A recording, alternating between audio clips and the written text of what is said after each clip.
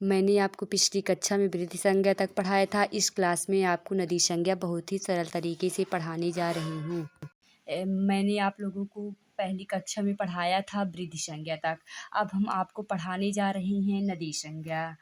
नदी संज्ञा क्या है, इसको बताने से पहले मैं आप लोगों को एक मोटिवेट शायरी से आप लोगों को थोड़ा मोटिवेट करना चाहती हूँ। तस्वीर भी बदलेगी, तकदीर भी बदलेगी, तो हिम्मत तो कर मेरे प्यारे दोस्त, एक दिन हाथों की लकीर भी बदलेगी। बस इसी मोटिवेशनल शायरी के साथ मैं आप लोगों को नदी संज्ञा पढ़ाने जा रही हूँ। जो ये नदी संज्ञा मैं इतनी सरलतम तरीके से पढ़ाऊँगी कि आपको ये कठिन भी नहीं लगेगा और आप लोगों को आसानी से आ भी जाएगा। अब मैं सबसे पहले आप सबको पढ़ाना जान रही हूँ नदी संज्ञा। नदी संज्ञा का सूत्र क्या होता है? यू अस्त्राख्यो नदी। यू अस्त्राख्यो नदी। इसका वृत्त क्या है? ईदू दंतौ।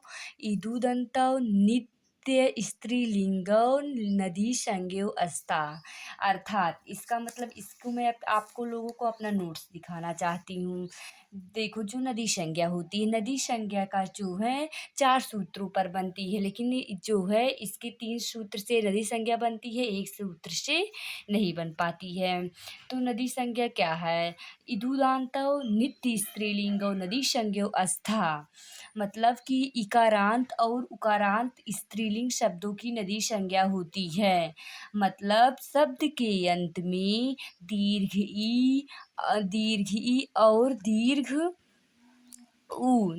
ऊ हो।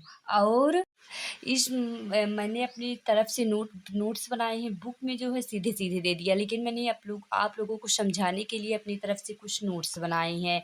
जैसे नदी संज्ञा होती है जिसमें दीर्घ ई और दीर्घ ऊ जुड़े होते हैं, और वह जो होती है नित्य स्त्रीलिंग होती है। जैसे पार्वती, नदी, सची, वधू, चंपू आदि।